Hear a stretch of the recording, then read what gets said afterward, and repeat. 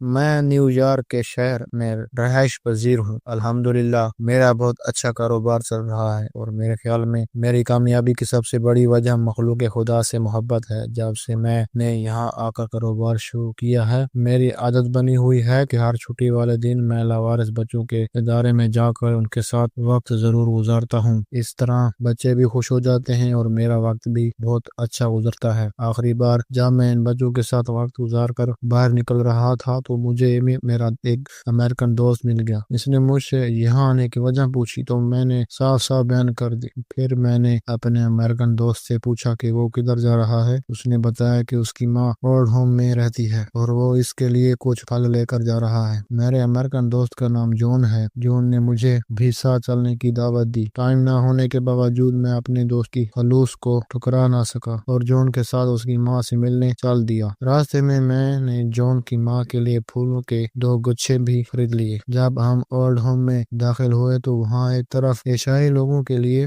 الگ سے ایک وارڈ بنا کر رکھا گیا تھا۔ بے اختیار میری نظر اس وارڈ پر پڑی۔ اس میں صرف ایک شخص کونے میں بیٹھا تھا جو مجھے شکل سے پاکستانی معلوم ہوا۔ میں نے جون کی ماں سے ملنے کے بعد اس شخص سے ملنے کا ارادہ کیا۔ میں نے پھولوں کا ایک گچھا جون کی ماں کو دیا، چند منٹ ان کے پاس بیٹھ کر حال حوال پوچھا اور پھر جون کو بتا کر عیسائی وارڈ میں چلا آیا۔ متعلقہ حکام سے اجازت لے کر میں اس انتہائی تنہائی میں قید شخص سے ملا جس کا تعلق وسطی پنجاب کے ایک دور دراز گاؤں سے تھا۔ میں نے اسے پھول پیش کیے اور اس نے اپنی کہانی مجھے کچھ یوں سنائی۔ میرا نام رحیم ہے۔ میں اپنے پورے علاقے کا واحد شخص تھا جو امریکہ میں سیٹل ہو گیا تھا۔ یہاں میرا بہت اچھا کاروبار تھا۔ میری شادی پاکستان میں میری پھوپھی داد بہن سے میری مرضی اور اجازت کے بغیر کر دی گئی تھی، مگر میری بیوی اور میری ماں کی آپس میں نہ بن سکی۔ شروع میں ماں نے چھوٹے موٹے شکوے کیے۔ میرے کہنے پر میری بیوی معذرت کر لیتی اور بات ختم ہو جاتی، مگر ماں کے شکوے بڑھتے گئے، یہاں تک کہ بغیر تحقیق کے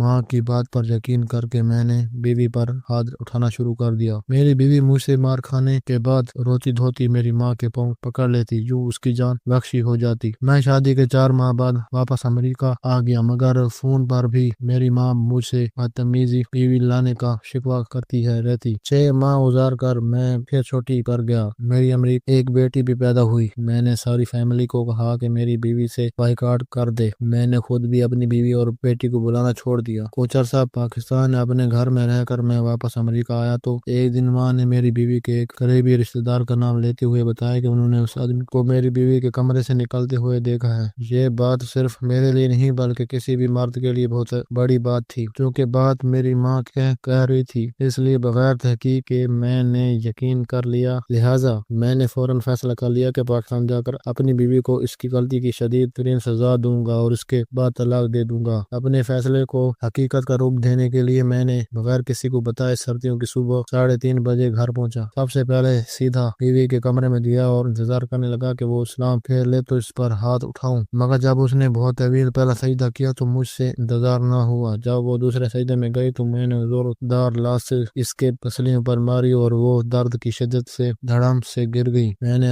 آؤ دیکھا نہ تو بیوی کی پیٹ پر مارنا شروع کر دیا۔ اس دوران اس نے صرف ایک بار آنکھیں کھول کر مجھے دیکھا اور آخری الفاظ اللہ تعالیٰ کے حضور بولے، یا رب سجدہ۔ اس کے بعد اس نے آنکھیں موند لیں۔ میری بیوی نے کوئی آہ بکار نہیں کی، شور نہیں مچایا، یہاں تک کہ سامنے والے کمرے سے اٹھ کر میری ماں تک نہ آئی۔ جب میں مار کر تھک گیا تو ماں کے کمرے میں گیا، دروازہ کھٹکھٹایا اور ماں کو بتایا کہ میں آ گیا ہوں۔ ماں نے مجھے پیار سے گلے لگایا اور کہا، میں اس چڑیل کو بتا کر آتی ہوں۔ میں نے ماں کو روک دیا اور بتایا کہ میں نے اسے پیٹ کر آیا ہوں۔ میری ماں نے جب یہ بات سنی تو خوشی خوشی میری بیوی کی حالت دیکھنے گئی، مگر وہاں جا کر چیخ کر مجھے بلانے لگی۔ جب میں وہاں پہنچا تو دیکھا کہ میری بیوی کے منہ اور جسم کے نازک حصوں سے خون بہہ رہا ہے۔ میرے پاس دوست کی گاڑی موجود تھی، اس میں فوراً بیوی کو لے کر ایک پرائیویٹ ہسپتال چلا گیا۔ ڈاکٹر نے چیک اپ کے بعد تصدیق کی کہ بہت زیادہ تشدد کی وجہ سے میری بیوی اور اس کے پیٹ میں موجود 5 ماہ کی بچی، جو پہلے ہی غذائی کمی کا شکار تھی، اس دنیا سے جا چکی ہے۔ ڈاکٹر نے پولیس بلانے کا کہا تو میں نے پیسے دے کر معاملہ دبا دیا۔ تب تک مجھے بیوی اور بچی کے مرنے کا کوئی دکھ نہ تھا۔ بیوی کی صفائی وغیرہ کروا کر میں نے اس کے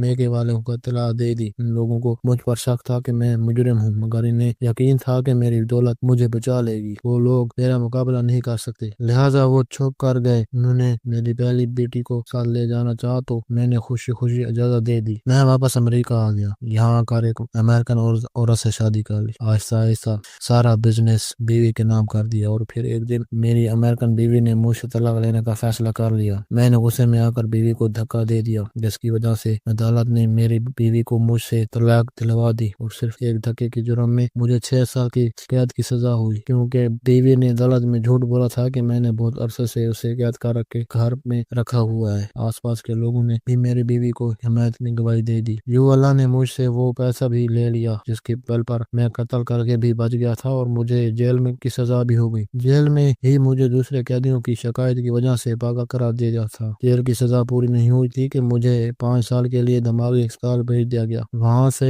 علاج مکمل ہونے تک میں آدھا دماغ میں مریض بن گیا تھا۔ جب وہاں سے نکلا تو میرے پاس کوئی سہارا نہ تھا، میں مجبوراً یہاں بنا لے لی۔ رحیم نے مجھ سے ہاتھ جوڑ کر کہا کہ کسی طرح مجھے پاکستان بھجوا دو، میں اپنی آخری سانس پاکستان جا کر لینا چاہتا ہوں۔ میں نے کوشش کرنے کا وعدہ کیا اور رحیم سے اجازت لے کر واپس آ گیا، مگر نہ جانے کیوں مجھے لگتا ہے کہ میں کبھی رحیم کو پاکستان بھیجنے میں کامیاب نہ ہو سکوں گا۔ رحیم نے مجھے نصیحت کی تھی کہ بغیر تحقیق کے کسی کو بھی صرف الزام پر سزا نہ دینا، بھلے الزام لگانے والے تمہاری ماں ہی کیوں نہ ہو۔ آج سے کئی سال قبل پنجاب یونیورسٹی کی ایک طالبہ وجیہ عروج نے یونیورسٹی پر ایک بہت دلچسپ کیس کیا۔ انہیں ایک پیپر میں غیر حاضر قرار دیا گیا تھا، جبکہ وہ اس دن پیپر دے کر آئی تھی۔ یہ صاف ایک لڑکی کی غلطی تھی۔ وجیہ اپنے والد کے ہمراہ ڈپارٹمنٹ پہنچی تاکہ معاملہ حل کر سکے۔ وہاں موجود ایک کلرک نے ان کے والد سے کہا، آپ کو کیا پتا آپ کی بیٹی پیپر کے بہانے کہاں کہاں جاتی ہے؟ یہ جملہ وجیہ پر پہاڑ بن کر گرا۔ وہ کبھی کلرک کی شکل دیکھتی تو کبھی اپنے والد کی۔ انہیں سمجھ نہ آیا کہ وہ کیا کریں۔ وہ اپنے ہی گھر والوں کے سامنے چور بن گئی۔ وہ کہتی ہیں کہ ان کی والدہ بھی انہیں عجیب نظروں سے دیکھنا شروع ہو گئی تھی۔ کیا یہ اچھا ہوتا کہ کلرک صرف اپنے کام سے کام رکھتا؟ وجیہ کے بارے میں اپنی رائے دینے کے بجائے وہ حاضری رجسٹر چیک کرتا یا اس دن کے پیپرز میں ان کا پیپر ڈھونڈتا،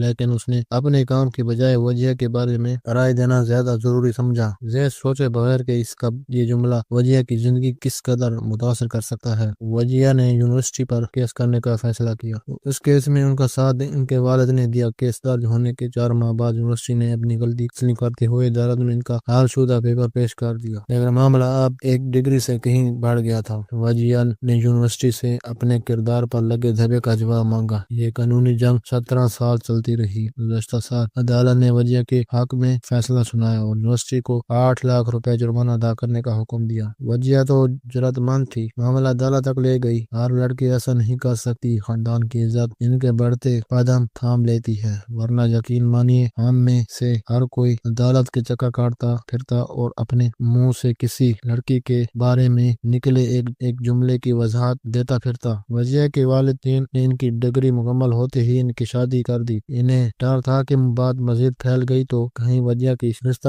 آنا ہی نہ بند ہو جائیں۔ وجیہ بہت کچھ کرنا چاہتی تھی، مگر اس کے ایک جملے کی وجہ سے انہیں وہ سب نہیں کرنے دیا گیا۔ وہ اپنی زندگی سے مطمئن ہے، لیکن ان کے دل میں کچھ نہ کر پانے کی کسب بھی موجود ہے۔ ہماری ویڈیو اگر آپ کو پسند آئی تو ضرور لائک کیجیے، اپنی رائے دینا چاہیں تو کمنٹس کیجیے، اچھی لگے تو شیئر کیجیے کے ساتھ ساتھ اگر آپ نے ہمارا چینل سبسکرائب نہیں کیا تو ضرور کیجیے اور بیل آئیکن پر لازمی کلک کیجیے تاکہ ہماری ہر آنے والی ویڈیو آپ تک ہر وقت پہنچ سکے۔